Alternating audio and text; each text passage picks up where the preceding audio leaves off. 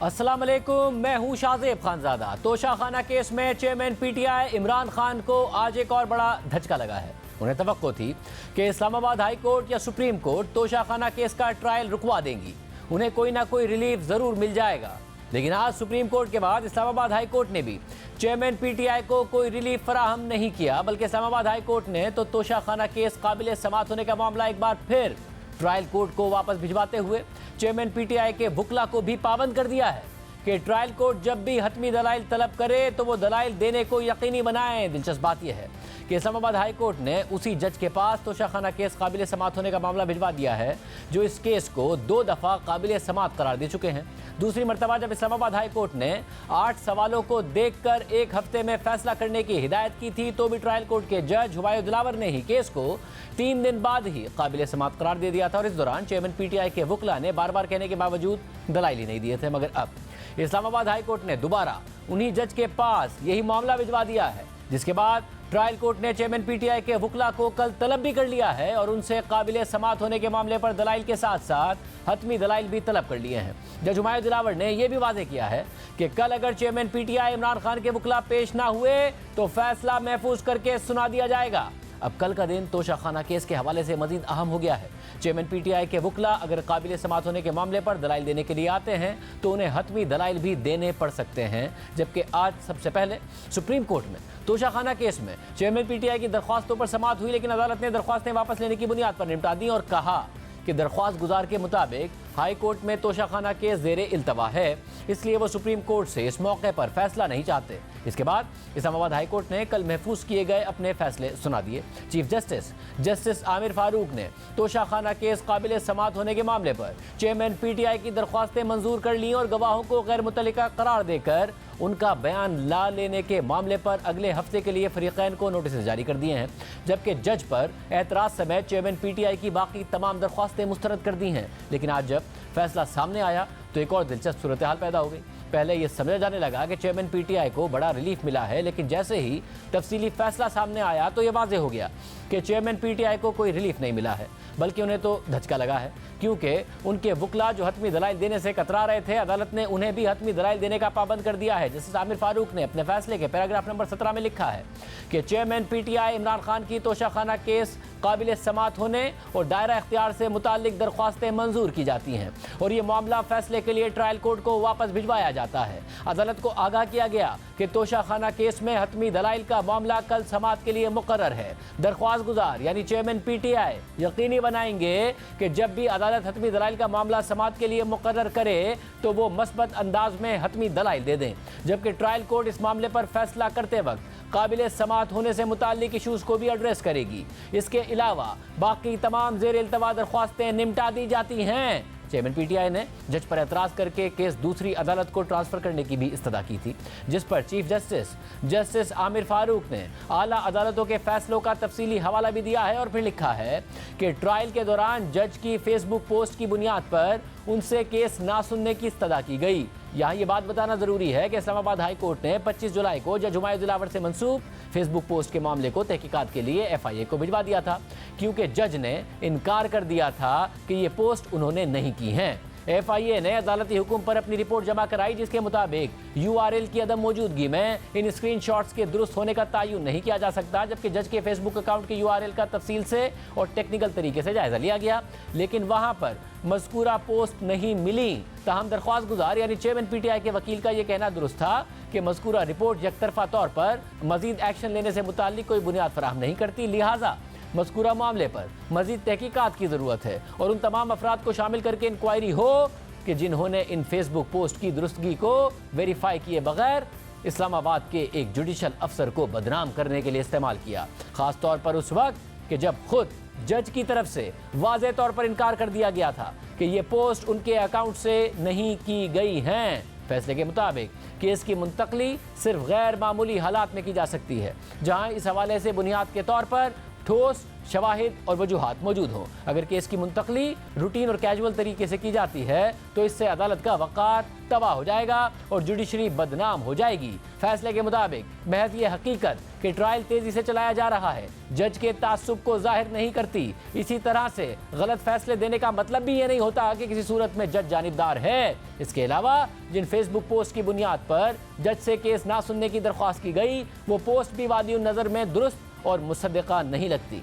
फैसले के आखिर में चीफ जस्टिस आमिर फारूक ने FIA को हिदायत की है कि वो जज हुमायूं दिलावर की फेसबुक पोस्ट के मामले की तफसील से इंक्वायरी करे और तमाम मुतल्लिका अफराद को शामिल करके 14 दिन के अंदर इस्लामाबाद हाई कोर्ट के डिप्टी रजिस्ट्रार के पास रिपोर्ट जमा कराए। अदालत का यह अहम फैसला है जिसमें ट्रायल कोर्ट को तोशाखाना केस आगे बढ़ाने से नहीं रोका गया, बल्कि इतना कहा गया है कि वो काबिल समात होने या दायरा इख्तियार के मामले को भी साथ देखे। साथ ही जज की फेसबुक पोस्ट पर FIA को अहम हिदायत जारी की गई हैं। आज दोपहर को जब यह फैसला सामने आया तो उस वक्त ट्रायल कोर्ट ने समात में वक्फा किया हुआ था, जिसके बाद समात शुरू हुई तो जज हुमायूं दिलावर ने चेयरमैन PTI इमरान खान के वकील से पूछा कि बैरिस्टर गौहर अली साहब क्या खबरें हैं, तो उन्होंने जवाब दिया कि हाई कोर्ट ने काबिल समात होने के मामले पर दरख्वास्त मंजूर करके दोबारा सेशन अदालत को भेजी है। इलेक्शन कमीशन के वकील ने कहा कि गवाहान की दरख्वास्त पर आइंदा हफ्ते के लिए नोटिस जारी हुए हैं और स्टे नहीं मिला है।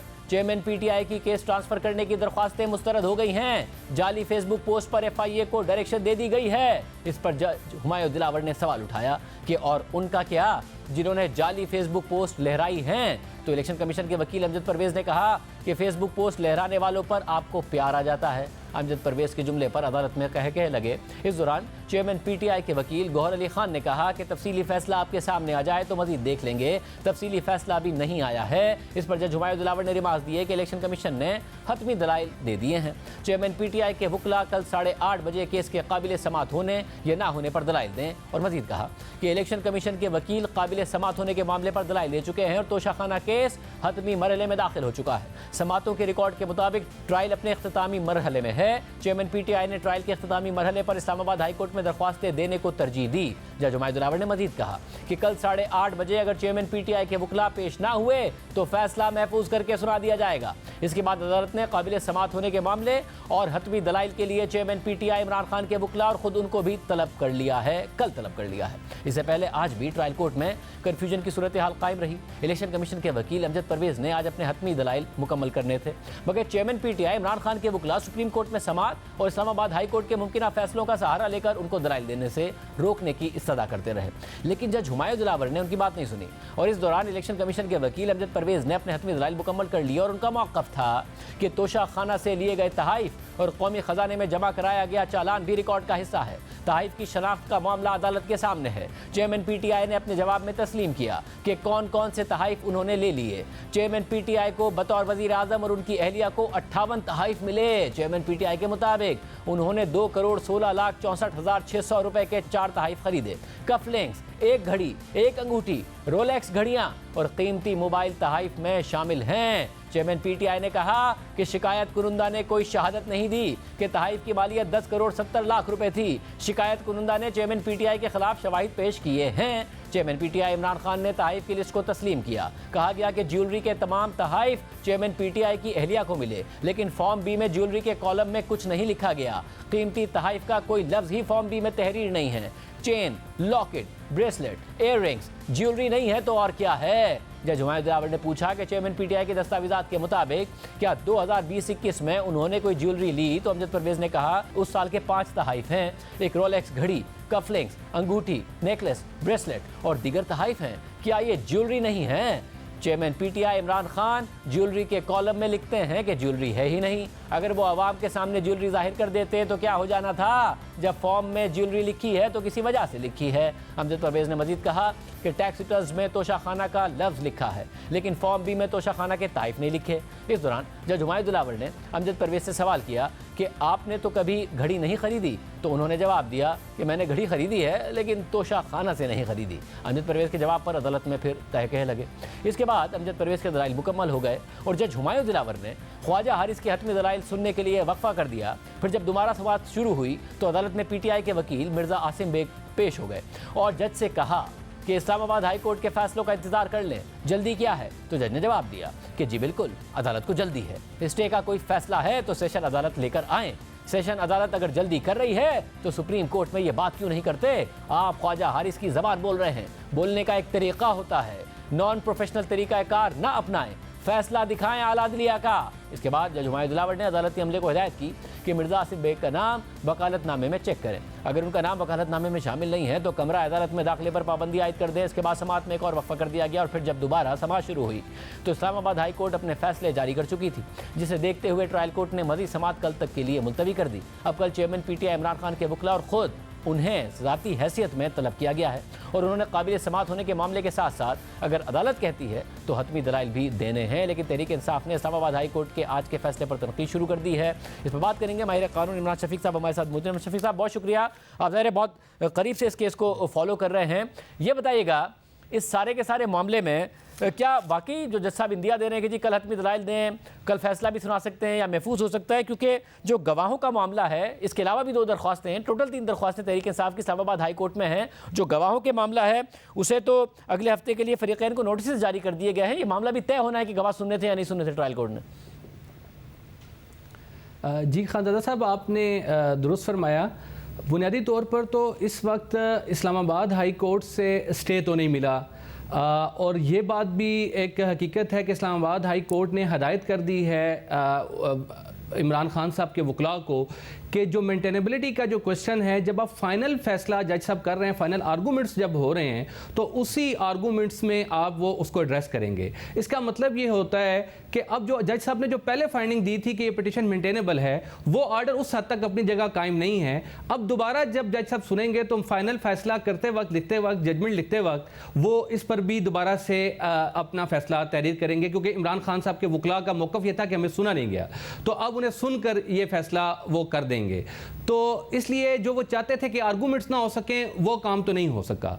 लेकिन जो आपका सवाल है कि इस्लामाबाद हाई कोर्ट में उनके गवाहों की हद तक पिटीशन मौजूद है, देखिए खानज़ादा साहब, मैं बुनियादी तौर पर यह समझता हूं कि हुमायूं साहब का जो ये फैसला है कि गवाहों को नहीं आने दिया गया रिकॉर्ड पर, ये इस फैसले पर मुझे थोड़े से तहफ़्फ़ुज़ात इसलिए हैं कि आप ये मान सकते हैं कि इमरान खान साहब का जो डिफेंस है वो बहुत कमज़ोर है, वो काबिल इतना नहीं है, लेकिन कमज़ोर डिफेंस को भी गवाहों की सूरत में पेश करने का हक बहरहाल मुल्ज़िम का होता है। और जब प्ली को देखा जाता है तो गवाहों को पेश करने के लिए तो डिफेंस प्ली को देखा जाता है। अब डिफेंस प्ली ये है कि मेरे जो टैक्स कंसल्टेंट हैं उन्होंने मेरे फॉर्म फिल किए हैं। अब ये आप फाइनल फैसले के वक्त इस बात को माने ना माने, लेकिन एक मुल्जिम को बहरहाल ये हक जरूर है कि वो इस बात को जो ये कहना चाहता है वो गवाहों के जरिए साबित करे।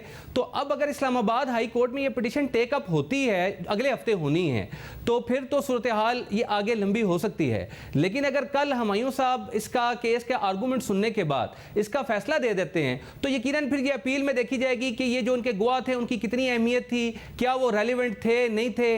इस प्ली को अदालत ने जो उन्होंने 342 में ली, उसको अगर गवाह आ भी जाते तो उस पर कोई असरअंदाज हो सकते थे कि नहीं हो सकते थे, वो अपील के मामलात होंगे। और जज साहब फैसले में भी इसको एड्रेस कर सकते हैं कि अपील में जो इन्होंने 342 के बयान में अपनी जो डिफेंस प्ली ली है, अगर मैं गवाहों को लाने की इजाजत दे भी देता तो उससे कोई ज्यादा फर्क पड़ने वाला नहीं था। लेकिन बहरहाल अब ये और मुझे ये भी बताइए कि जल्दी करनी चाहिए जज साहब को, क्योंकि अगर अब अगले हफ्ते ये जो गवाहों का मामला है इस पर नोटिस जारी हुए हैं, इस्लामाबाद हाई कोर्ट देखेगी। अगर इस्लामाबाद हाई कोर्ट फैसले देती है कि जी आप गवाहों को सुने तो जो डिफेंस के विटनेसेस हैं उसके बाद ही फाइनल आर्गूमेंट होगा ना। कल अगर वो फाइनल आर्गूमेंट लेके फैसला महफूज कर ले तो क्या वापस रिवर्स में जाएंगे, या बेहतर है कि फैसला फिर इंतजार कर ले जज हुमायूं दिलावर साहब के हाई कोर्ट क्या फैसला देती है इस हवाले से? देखिए, ये अब हुमायूं साहब की उस पर डिस्क्रिप्शन पर है। एक तो इस्लामाबाद हाई कोर्ट ने भी इस मसले में ना ये उलझाव हो गया थोड़ा सा, क्योंकि अब नोटिस जारी हो गए हैं और नोटिस जारी होने के बाद इमरान खान साहब के वकला को ये उम्मीद यकीनन लग गई है कि हमें इस मसले पर हो सकता है गवाह पेश करने की इजाज़त मिल जाए और इस पिटीशन में हम कामयाब हो जाएं। इसलिए कल वो हत्तल मकदूर अपनी कोशिश ज़रूर करेंगे कि हम इस केस को मज़ीद डिले कर सके, जैसा कि वो पहले करते चले आए हैं। लेकिन दूसरी तरफ से इस्लामाबाद हाई कोर्ट ने उनको पाबंद भी कर दिया है कि आप जो है वो आर्गूमेंट्स करेंगे। इसलिए जज हुमायूं दिलावर साहब तो अब इस्लामाबाद हाई कोर्ट का जो ऑर्डर है उसकी रोशनी में यकीनन वो ये कहेंगे स्टे भी नहीं है, और आपको ये कहा गया है, हदायत दी गई है कि आपको जब फाइनल आर्गूमेंट्स के लिए तलब किया जाएगा तो फाइनल आर्गूमेंट्स भी आप देंगे, इसलिए आप दें। अब जज साहब को रुकना चाहिए नहीं रुकना चाहिए, ये उनका, वो अपना फैसला कर चुके हैं कि वो गवाह नहीं आने चाहिए रिकॉर्ड पर, और उन्होंने इसके ऊपर अपनी फैसला दे दिया हुआ है। तो इसलिए मेरा ख्याल है जब वो एक फैसला दे चुके हैं, इसलिए उनकी नज़र में अब इस बात की कोई खास अहमियत नहीं है कि इस्लामाबाद हाई कोर्ट इस पर मुस्तकबिल में क्या फैसला करेगी या अगले हफ्ते क्या फैसला करेगी।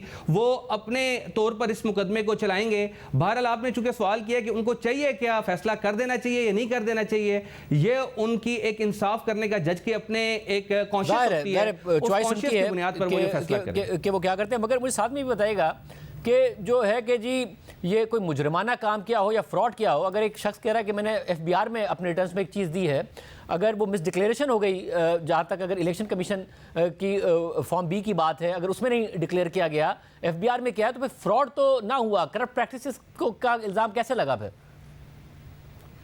खजाना साहब, ये सबसे अहम सवाल है इस मुकदमे में और इस पर बहुत ज़्यादा गौर करने की ज़रूरत है।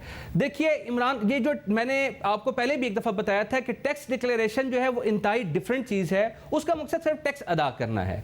लेकिन जो इलेक्शन कमीशन में जो फॉर्म होता है, फॉर्म बी, जिसमें आप अपने एसेट्स और पूरे साल की जो आपने खरीदो फरोख्त की है वो भी डिक्लेयर करते हैं, उसका एक मकसद है खानदादा साहब। और खान साहब उसी मकसद से दूर होने के लिए, उससे बचने के लिए उन्होंने ये ऐसे डिक्लेयर नहीं किए। मैं ये समझता हूं कि उन्होंने बदनीयती से ऐसे डिक्लेयर नहीं किए। उसकी वजह यह है कि उनका शुरू से 2019, 18, 20 तक ये मौक़िफ़ रहा अपने मुखालफीन के हवाले से कि तोशा खाना के तहाइफ जो है ये लोग लेते रहे हैं और उस पर उनका मजाक भी उड़ाते रहे। अच्छा, जो ये एसेट डिक्लेरेशन का फॉर्म इलेक्शन कमीशन का होता है खानदादा साहब, ये पब्लिक की डोमेन में आता है। इसको पाकिस्तान का हर शहरी देख सकता है कि एक आपका पार्लियामेंटेरियन, एक वजीर, एक वजीर आजम जो है वो कौन कौन से एसेट साल के अंदर उसने हासिल किए और वो सारे। अच्छा, जब तोशा खाना के तहफ़ अगर उस फॉर्म में डिक्लेयर कर दिए जाते तो 2018, 19, 20 में जो इमरान खान साहब मौक़िफ़ लेते रहे हैं, नैरेटिव जो बनाते रहे हैं, वो उस नैरेटिव से उन्हें हाथ धोने पड़ते।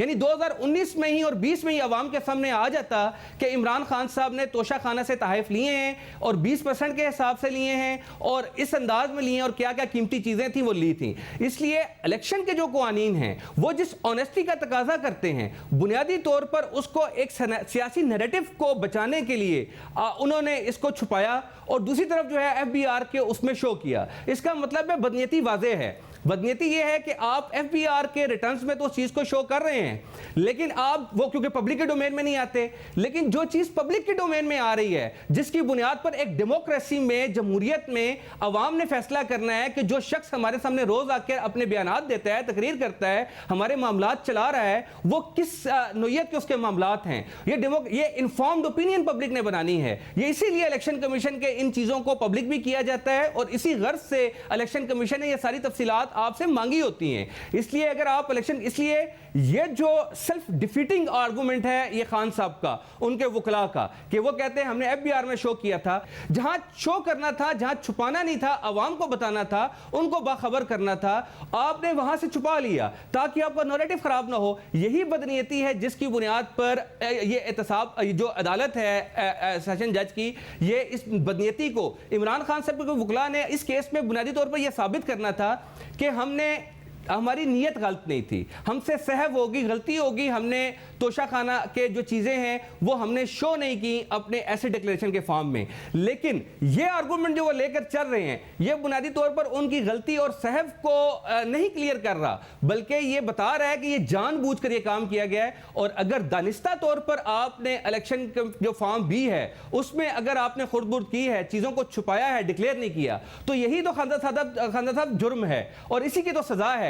इसलिए आपने नैरेटिव बचाने के लिए 3 साल तक जो फायदा हासिल किया, अब उस नैरेटिव को जो आपने बनाया था, चूंकि वो झूठ की बुनियाद पर खड़ा था, अब वो मामला बिल्कुल सामने आ गया कौम के, तो उसकी बुनियाद पर जो उसके कंसिक्वेंसेस होते हैं, जो उसकी सजा होती है, यकीनन फिर उसको भी भुगतने के लिए तैयार रहना चाहिए। तो मेरी नज़र में ये इस मुकदमे में जो बुनियादी जोहरी जो चीज़ है जिसका फैसला होना है वो यही है कि इमरान खान साहब ने बदनीयती। बहुत शुक्रिया, उसको आपने सुनी। प्राइम ब्रेक शामिल करते हैं, एक और अहम इशू पर बात करेंगे ब्रेक के बाद। मुल्क में नून लीग की मखलूत हुकूमत अपना आखिरी हफ्ता गुजार रही है। कौमी असम्बली की मुद्दत 12 अगस्त को ख़त्म होनी है, लेकिन हुकूमत ऐलान कर चुकी है कि वो वक्त से पहले असम्बली तहलील कर देगी ताकि इंतखाबात के लिए 90 दिन का वक्त मिल सके। और अब यह खबर आ गई है कि वज़ीर आज़म शहबाज शरीफ ने मुश्तरका मफादात काउंसिल का इजलास कल दिन 12 बजे तलब कर लिया है, जिसमें अगर नई मरदमशुमारी की मंजूरी दे दी गई तो इंतखाबात मजीद 1 से 1.5 महीना आगे जा सकते हैं, ये हुकूमत खुद कह रही है। इसके अलावा खबर यह भी है कि हुकूमत ने 9 अगस्त को कौमी असम्बली तहलील करने का फैसला कर लिया है। जो न्यूज़ के ज़राए के मुताबिक वज़ीर आज़म की ज़ेर सदारत इत्तेहादियों के वीडियो लिंक इजलास में 3 नकाती एजेंडे पर गौर किया गया है, जिसमें निगरां सेटअप, नई मरदमशुमारी और असम्बलियों की तहलील पर मुशावरत की गई है। ज़राए के मुताबिक असम्बलियों की तहलील 9 अगस्त को करने पर तमाम रहनुमाओं का इत्तफाक हो गया है और ये इत्तफाक भी हुआ है कि इलेक्शन वक्त पर होने चाहिए और मरदमशुमारी के मामले पर CCI जो भी फैसला देगी वो कबूल होगा। वज़ीर आज़म ने निगरां वज़ीर आज़म से मुतालिक इत्तेहादियों से आज रात तक तजावीज़ मांग दी हैं, यानी हुकूमत के पास अब 9 अगस्त तक 5 दिन बाकी बचे हैं। मगर हुकूमत ख़त्म होने के बाद क्या होगा, इस पर हर तरफ कन्फ्यूजन ही कन्फ्यूजन है। एक हफ्ते बाद मुल्क में निगरां हुकूमत होगी, मगर निगरां वज़ीर आज़म कौन होगा इसका अभी तक कुछ नहीं पता चला।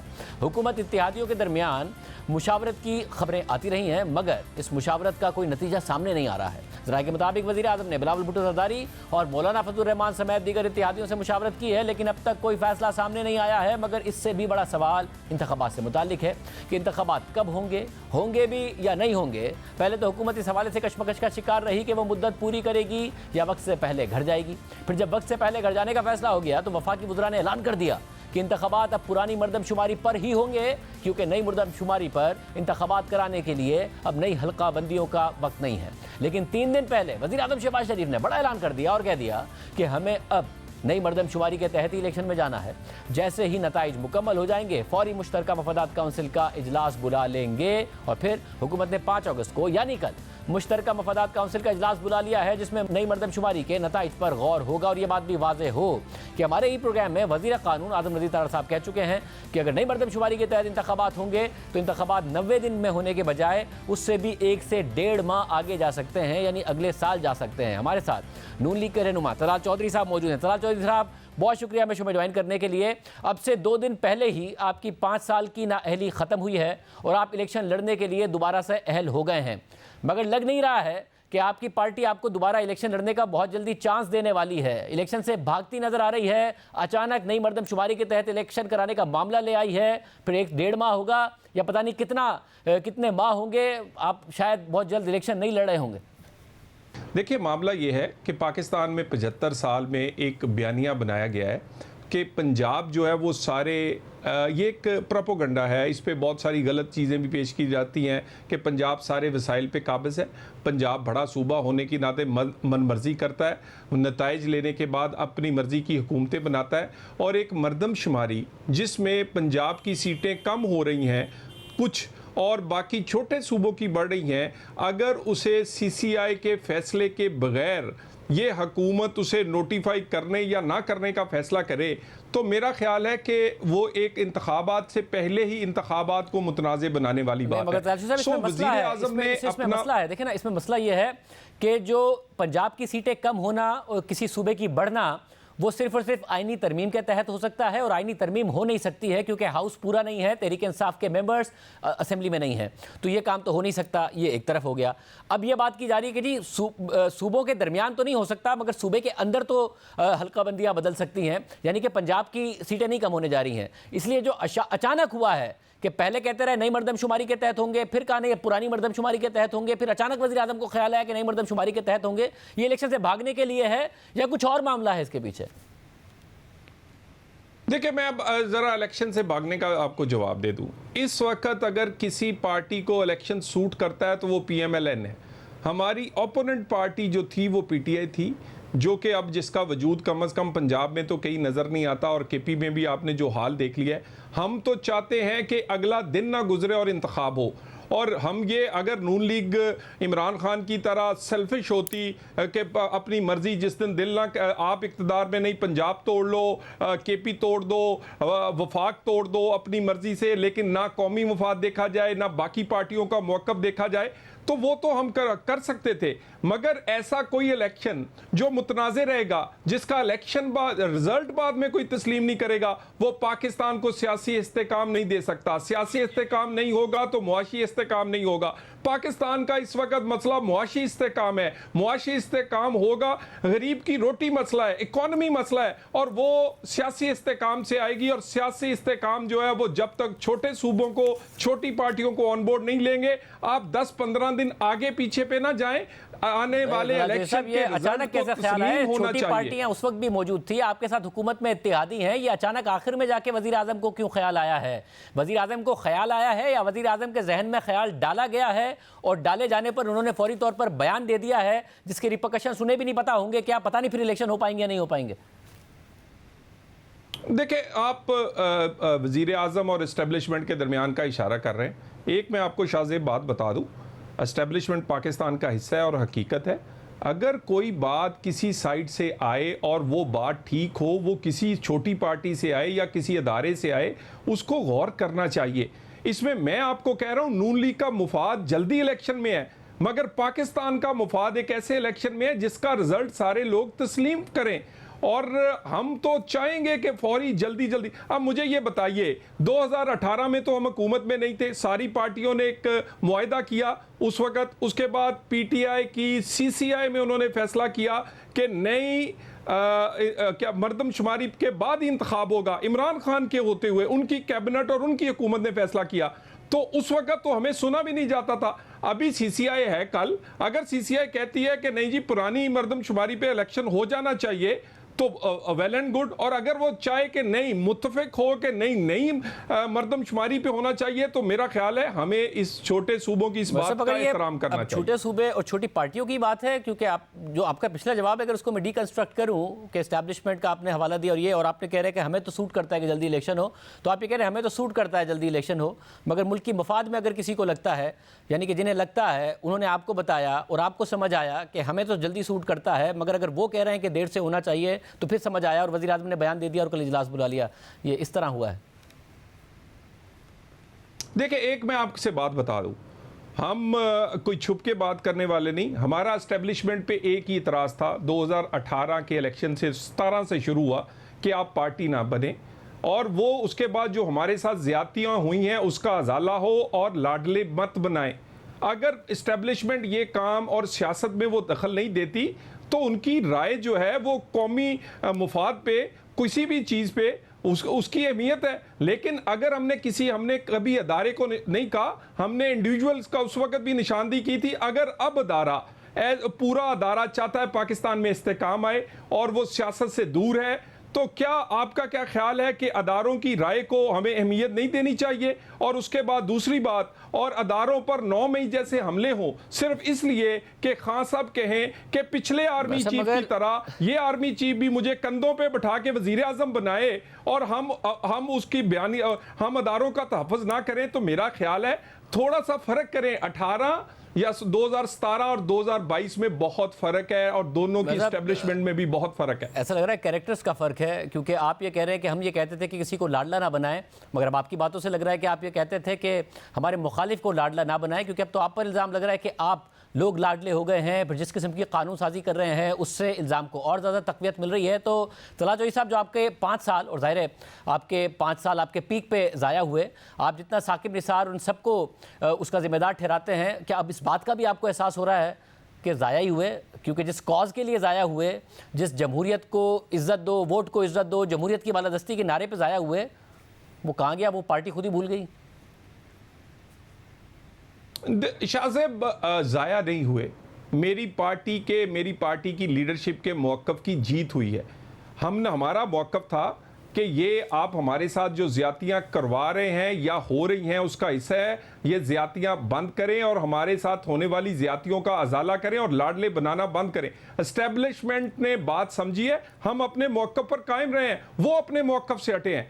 तो अगर कोई अपने मौक़िफ़ से हट के सही रास्ते पे आता है तो आप ये नहीं कह सकते कि हम पीछे हुए हैं या हम लाडला बनना चाहते हैं। हम पाकिस्तान में इस वक्त, पाकिस्तान का मसला इकॉनमी का है, गरीब की रोटी का है, और वो इकॉनमी और गरीब की रोटी सियासी इस्तेकाम के बगैर नहीं मिल सकती। खुदा के लिए नून लीग को ना सोचे हम, मगर वैसा फिर ये आप बताएं ना, सियासी इस्तेकाम तो इलेक्शन से आएगा, बना दें। एक प्रोलॉन्ग केयरटेकर सेटअप से थोड़ी आएगा। सियासी इस्तेकाम तो इलेक्शन से आएगा, इलेक्शन डिले होगा, तो ये बात आपको समझानी थी, आपने आगे से बात समझ लेनी थी कि नहीं ठीक है प्रोलॉन्ग केयरटेकर सेटअप आ जाएगा, तो उससे मुआशी और सियासी इस्तेकाम के लिए तो इलेक्शन और नई हुकूमत चाहिए हमें, ताकि बड़े फैसले हो सकें।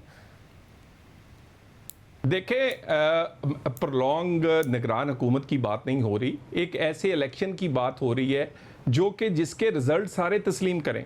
कल सीसीआई है, हम स्पेकुलेट ना करें, उसमें सारे सूबे सारे लोग बैठेंगे, लेट्स सी क्या फैसला होता है। मगर आपको अब ये यकीन है कि फैसला कर लें कि 1-1.5 महीना ही लेट होगा और आप इलेक्शन के लिए कैंपेन में जा रहे होंगे, या फिर अब आप लोग घर पर ही बैठे होंगे क्योंकि आपको पता ही नहीं होगा कि कैंपेन करने का फायदा क्या है इतनी लंबी क्योंकि अगर प्रोलॉन्ग केयरटेकर सेटअप होगा तो कैंपेन भी तो प्रोलॉन्ग्ड होगी ना, जो कि आसान काम नहीं है आप लोगों के लिए।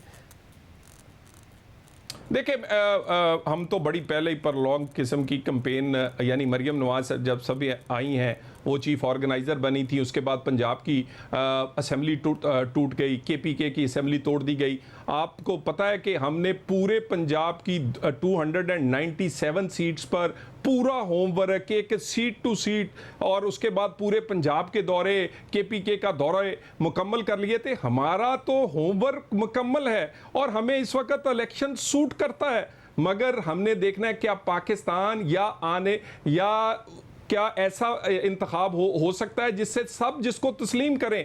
सो हम सेल्फिशनेस नहीं दिखा रहे खान साहब की तरह कि आप मर्जी, अच्छा आप हुकूमत उस वक्त तोड़ो जब आपको सूट नहीं करती। पाकिस्तान को क्या सूट करता है? पाकिस्तान में मुआशी इस्तेकाम के लिए सियासी इस्तेकाम, और सियासी इस्तेकाम के लिए एक ऐसा इंतखाब जिसको सब तस्लीम करें। बहुत शुक्रिया तलाल जो इस हमारे साथ मौजूद थे। असल में क्या कहानी है बात करेंगे एक ब्रेक के बाद। इंतखाबात वक्त पर ना होने का अब हुकूमत खुद इंदिया दे रही है कि 1 से 1.5 माह लेट हो सकते हैं अगर नई मरदमशुमारी के तहत हुए। कॉन्स्टिट्यूशनल अमेंडमेंट का सवाल अपनी जगह पर मौजूद है। इसके अलावा क्या जब डिले होगा तो 1-1.5 माह के लिए होगा या फिर ज़्यादा हो जाएगा? हमारे साथ सीनियर साफी रज़ियाकार सलीम साफी साहब मौजूद हैं। साफी साहब बहुत शुक्रिया हमें शो में ज्वाइन करने के लिए। साफी साहब, ये अचानक हुआ है, ये हुकूमत बार बार कहती रही कि जी पुरानी मरदमशुमारी के तहत ही होंगे और वक्त पर इलेक्शन होंगे, हम भी वक्त पर जाएंगे। अब ये खुद तो वक्त पर जा रहे हैं, मगर अब खुद कह रहे हैं कि नई मरदमशुमारी के तहत इलेक्शन हो सकते हैं, सीसीआई का जो फैसला होगा कबूल होगा, जाते जाते इजलास बुला रहे हैं। ये खुद कर रहे हैं या किसी के कहने पर कर रहे हैं, या फिर वाकई इलेक्शन में जाने को तैयार नहीं है? इस वक्त इन्हें नजर आ रहा है कि इलेक्शन जीतना इनके बस की बात नहीं है। काजिम, उसमें 2 फैक्टर हैं। एक तो मुझे लगता है कि ख़ुद मियां नवाज शरीफ साहब भी चाहते हैं कि इंतखाबात मार्च तक चले जाए, और ये जहन में रखिए कि मैं मियां नवाज शरीफ साहब की बात कर रहा हूँ या उनके ग्रुप की बात कर रहा हूँ। और दूसरा, इसमें अब इनकी मजबूरी भी बन गई है, क्योंकि पिछली जो मरदमशुमारी थी उस पे MKM को भी एतराज़ था, उस पे बलूचिस्तान के नेशनलिस्टों को भी एतराज़ था, और उस पे पख्तूनों को भी एतराज़ था। और हकीकत भी ये है कि वो पिछली जो मरदमशुमारी थी उसमें बड़ी ज़्यादती की गई थी, और ना लोगों को सही गिना गया था और ना बिल्डिंग्स को सही गिना गया था। और उस वक़्त भी तहफ़्फ़ुज़ात के साथ ये कहकर उसकी एक वन टाइम मंजूरी दे दी गई थी कि सिर्फ इस पे इंतखाबात होंगे, एक टाइम के लिए होंगे। अब फिर इमरान खान का फ़र्ज़ था कि इक़्तिदार में आते ही वो फौरी नई मरदमशुमारी करवा लेते। उस वक्त उन्होंने नहीं किया। अब उनके जो इंतज़ामात शुरू हुए थे तो ये या मैनेज हुआ है या फिर ये अजीब इत्तेफाक है कि जो नई मरदमशुमारी है उसके नताइज अब कंप्लीट हो गए, और फिर उसका जो एक प्रोसेस होता है कि 1% की ऑडिटिंग हो जाती है तो वो भी अब कंप्लीट हो गई है।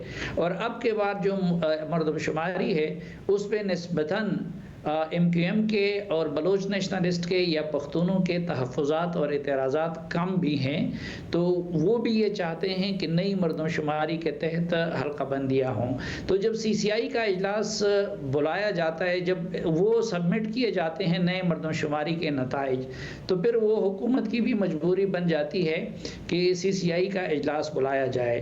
तो अगर CCI ने उसकी मंजूरी दी तो फिर ये आईनी ऑब्लिगेशन है कि नई मरदमशुमारियाँ की जाए और नई नई हल्काबंदियाँ की जाएँ, और नई हल्काबंदियाँ यकीनन 4-5 महीने के वक्त से कम वक्त में नहीं हो सकती।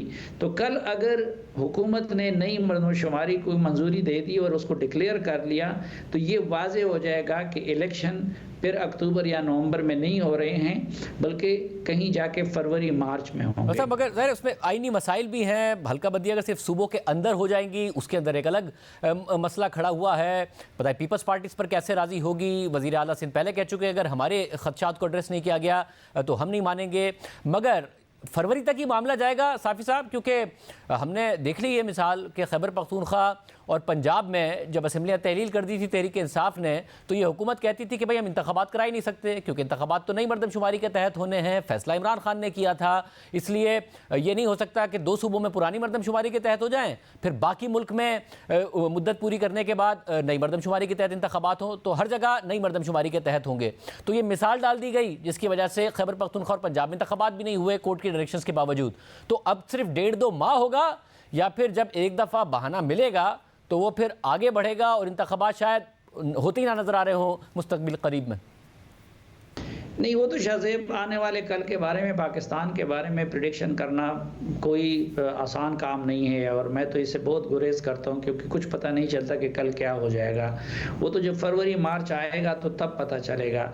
लेकिन सरेदस्त इस वक्त तो मुस्लिम लीग नून की भी ये ख्वाहिश लगती है, इस्टेब्लिशमेंट की भी ये ख्वाहिश लगती है, और शायद कोर्ट्स का भी फिर ये दबाव होगा कि मार्च से मामला कम से कम आगे ना जाए। अब जब हुकूमत ये बात करती थी पंजाब और खैबर पख्तूनख्वा में इलेक्शन ना कराने के लिए कि नए इंतखाबात नई मरदमशुमारी पे करने होंगे, तो उस वक्त तो पीपल्स पार्टी वगैरह भी उनके हम आवाज़ थे। और दूसरी बात ये है कि ये इससे पहले जो असम्बलियों को तहलील करके नए इंतखाबात कराने के लिए 2 माह की बजाय 3 माह करने की जो मुद्दत लेने की का इक़दाम था, उसमें तो पीपल्स पार्टी भी इनके साथ ऑन बोर्ड थी। और जो मैं उसकी बात कर रहा हूँ तो ये मुझे ख़बर नहीं है, लेकिन ये मेरा अंदाज़ा और तज्जिया है कि मियां नवाज शरीफ साहब भी चूँकि ये समझते हैं कि उनके मामलात 2 अक्टूबर नवंबर तक अदालतों से मुकम्मल तौर पर क्लियर नहीं हो सकते और उनको भी 4-5 महीने चाहिए, तो एक तरफ नई हल्काबंदियों का और नई मरदमशुमारी पे कराने का तकाजा पूरा हो जाएगा, और शायद मुस्लिम लीग नून को ये सूट भी करता है कि इलेक्शन उस वक्त तक चला जाए। मगर साहब सिर्फ मसला यह है कि नवाज शरीफ साहब को लगता है कि जो उनके मुकदमात का मामला है उसका जो बंदोबस्त है सारा, जब वो वापस आते हैं फिर अपील में शुरू होता है मामला, वो नहीं हो पाएगा अक्टूबर नवंबर तक, या असल में ये खदशा है कि इमरान खान साहब के हवाले से जो केसेस का मामला ये चाहते हैं वो अक्टूबर नवंबर तक नहीं हो पाएगा। उसमें ज़ाहिर उन्हें आला अदलिया से भी मुख्तलिफ केसेस में रिलीफ मिल जाता है, नहीं मिलता तो पार्शल रिलीफ मिल जाता है, तो उसमें वक्त लग जाएगा और हम शायद इलेक्शन नहीं लड़ पाएंगे उनके खिलाफ अगर वो मैदान में मौजूद होंगे, इसलिए चाहते हैं कि मामला आगे बढ़े। इन दोनों चीज़ों के मामले में अगर आप देखें तो वो मुख्तलिफ फैक्टर्स हैं। एक तो मैंने आपको बता दिया कि ये भी क्लियर है कि नवाज शरीफ साहब के मामलात अगर वो पहले आ जाते अगस्त वगैरह में तो शायद फिर उस वक्त तक तो क्लियर हो जाते। तो एक तो उनकी क्लियरेंस और इलेक्शन के लिए एलिजिबिलिटी भी ये मुमकिन नज़र नहीं आता कि वो अक्टूबर या नवंबर में होने वाले इंतखाबात के लिए हो जाएं, क्योंकि उससे पहले कागजात नामजदगी तो महीना 1.5 पहले ज़रूर जमा होते हैं। और दूसरी तरफ जो इमरान खान जो पीटीआई के सरबराह को केसेस का फैसला है, तो वो भी ये लगता है कि ज़रूरी नहीं है। मसलन आज तो तोशाखाना का फैसला लोग एक्सपेक्ट कर रहे थे लेकिन वो आगे चला गया, तो उस सूरत में ये बात भी यकीनी हो जाएगी कि उनके केसेस के फैसले आ चुके होंगे। और तीसरा, जो इस वक्त अगर आला अदलिया में उनके सहूलतकार हैं तो वो भी जा चुके होंगे। तो मेरा तो अपना अंदाज़ा ये है कि बहुत सारे मामलात आगे जाके उसमें सुप्रीम कोर्ट ऑफ पाकिस्तान और जस्टिस फ़ायज़ ईसा साहब वो गंडगर फैसलाबाद के गंडगर की सूरत इख्तियार कर लेंगे, क्योंकि जो नई मरदमशुमारी के तहत अगर आप नई हल्काबंदियाँ करते हैं तो उसके लिए फिर पार्लियामेंट की मंजूरी ज़रूरी है। अब उस वक्त तो कौमी असम्बली नहीं होगी, तो ये फैसला भी जाते जाते सुप्रीम कोर्ट में जाता हुआ नज़र आता है। फिर अगर इलेक्शन को एक ख़ास हद से ज़्यादा डिले किया जाता है तो ये फैसला भी अल्टीमेटली फिर अदालतों में जाना है। या मसलन अगर कोई पार्टी ये चाहती है कि फरवरी, अक्टूबर या नवंबर में ही इंतखाबात हो जाएं, तो ये फैसला भी अल्टीमेटली अदालत में ही जाना है। तो मेरे ख्याल में आगे जाके ज़्यादातर सियासत का मुहार वो सुप्रीम कोर्ट के हाथ में चला जाएगा। बहुत शुक्रिया साहब, सबकी गुफ्तगू आपने सुनी। आज के प्रोग्राम में इतना ही, दीजिए अल्लाह हाफ़िज़।